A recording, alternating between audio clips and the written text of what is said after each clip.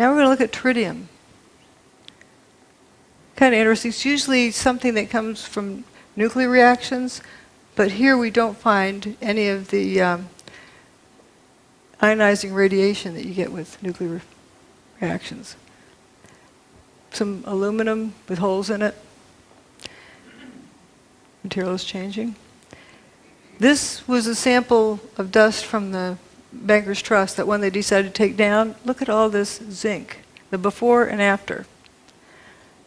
Like 3,500 times as much zinc from the control sample. Now we're going to look at John Hutchison's sample. He's got, just look at the relative amounts. You have a lot of copper and much less zinc. This is for brass. In the affected region, you have about equal amounts of zinc and copper. Whoops, didn't mean to. Equal amounts of zinc and copper there. So, okay, if it's heat, with zinc having a much lower, it boils, it melts at 419 or 420, where copper melts at a much higher temperature. Zinc boils before copper even melts. So we don't have less copper because of heat, because the zinc would be the first to go. What's going on here? At Texas A&M, a group led by Professor John Bockris, who is widely regarded as one of the world's greatest electrochemists, reported finding the hydrogen isotope tritium, a key signature that some unusual nuclear reaction was going on. The first thing was this thing called tritium, which was a sub-form of hydrogen which should not exist except in extremely tiny quantities. We found that by working these cells of Fleischmann and Pons containing lithium hydroxide and deuterium oxide, that we could produce this tritium in great abundance, let's say at 10,000 times more than it ought to be there, as it were. And let me stress that we couldn't do it every time, but about one result in 5 or one result in 4, and eventually we worked up to 2 results out of 3. We could produce tritium. That was the first thing, and in a way it was the first clear proof of the phenomenon. And but the most important and unbelievable phenomenon at that time was the observation of tritium. Back at Texas A&M, Bockris's group found themselves under attack. Science magazine writer Gary Tobbs wrote a stinging article that insinuated that someone in the group had spiked the samples with tritium. Although unfounded and eventually proved untrue, the allegation effectively dampened Bockris's remarkable claims. But I think the main part was that I had done work which was against the paradigm, and that was what they were really upset about. The people had laughed at it and said, "What the heck are you doing, trying to disprove the laws of nuclear physics?" And of course that's exactly what we were doing, and succeeding, you see. The tritium work was the first indication to me that there was a reality, and then Claytor at Los Alamos also got positive results, and so did Howard Menlove. And they're people that I respect and could talk to personally. It became fairly clear that there was a very strange phenomena occurring here. There are also, in similar experiments sometimes, and rather dissimilar experiments sometimes, evidence of an anomalous nuclear process. However, it is conceivable that there may be a process even more powerful than nuclear reaction that physics does not yet understand. That is the mystery of cold fusion. Yet as early as 1992, cold fusion experimenters began reporting unusual appearances of trace amounts of different metals such as copper, silver, chromium, and zinc when examining their spent cells.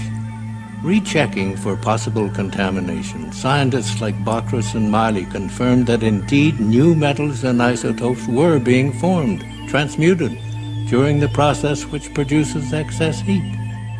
Kevin Wolf made many measurements of tritium. Then he got some even more astonishing results as early as '92, which were these transmutational results. The metal forming another metal inside the electrode, you see, which was super anti-paradigm. You know, there's that dreadful word alchemy, which we mustn't use, but it was a form of that in a way, that it was creating new metals, you see. We see transmutation phenomena. We see helium-4 production. We see a range of methods of getting the excess heat. The writing is on the wall. The fossil fuel age is about to end. The sword of this panel's condemnation struck with speed and brutality, ignoring the facts in a blind rush to judgment. Hot fusion physics people have been very vigorous in their denunciation of this being called fusion. Right away, reports came in of excess heat, much too large to be from any chemical reaction. Laboratories from Texas to India confirmed the presence of tritium, a vital determining feature of a nuclear reaction. Within 2 or 3 weeks, we got the first results, and several groups started saying, yes, we are seeing excess heat, and but the most important and unbelievable phenomenon at that time was the observation of tritium. This was a discovery perhaps as significant as the Wright brothers' first flight at Kitty Hawk. There are also, in similar experiments, evidence of an anomalous nuclear process. In the free-for-all that followed the cold fusion announcement, hot fusion proponents drew the specious conclusion that cold fusion must work like hot fusion. If Pons and Fleischmann are alive, they contended, then their results must be faulty, since the neutron radiation from the fusion reaction would surely have killed them. They refused to consider that another form of the same process might be at work. In the years that have followed, the cold fusion process has repeatedly produced not only heat energy, but also nuclear byproducts such as tritium and the ash from a nuclear reaction, that all-important indicator of nuclear fusion, helium. It's clearly not possible to produce helium from a chemical process. The only possibility that remains is that the helium is produced by a nuclear process. If the helium is produced by a nuclear process, then necessarily there will be an associated release of heat. Having seen the effect with my own eyes, the claims from a few that this is impossible, inconsistent with all known laws of nuclear physics, these suggestions are in fact irrelevant. That well said. But notice how important the tritium was in this, and they thought it was a fraud because they didn't find the other things that usually go with fusion, with hot fusion. There wasn't the ionizing radiation, but there was transmutation too. Now let's look at some of the samples that were collected from the WTC. You have a variety of all sorts of strange things in the air. And if you look at the melting or the boiling temperatures of these things, there's no rhyme nor reason to the amount of the quantity. It isn't that the things that boil at a lower temperature are more prevalent.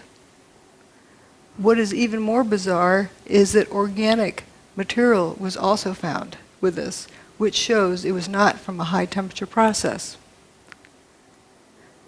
Now we get to the most exciting slide. This is from leaky nuke plants, what they pollute into the waterways. The amount of tritium, this is exponential, logarithmic actually, and it's a very high number. This is what is produced in the cell with cold fusion. This is what was found in the basement of WTC-6, you know, the one with all the cylindrical cutouts in it. And this is normal background. What I use the Great Lakes for normal background. And this is from atmospheric nuclear bomb testing. You can see over time it's decreased. So it's gotten down there pretty far, but this is definitely above normal. Now, a lot of folks say, well, a nuke was used on 9/11.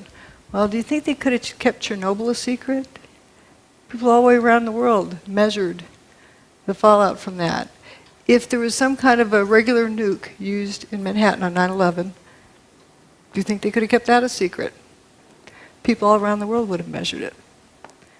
There was no like Geiger counter measurable radiation that came from there.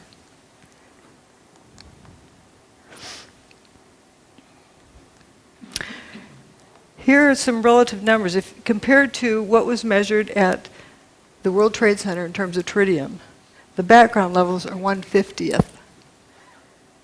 What was measured with cold fusion is 50 times that, but that was in a cell. Keep in mind, the World Trade Center had fire hoses on it. You know, the hurricane rained on it. It was diluted down somewhat. Leaky nuclear plants have 18,000 times that.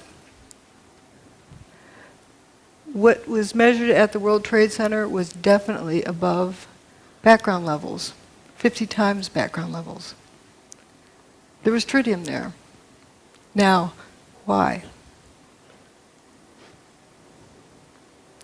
Seems to have a lot in common with cold fusion.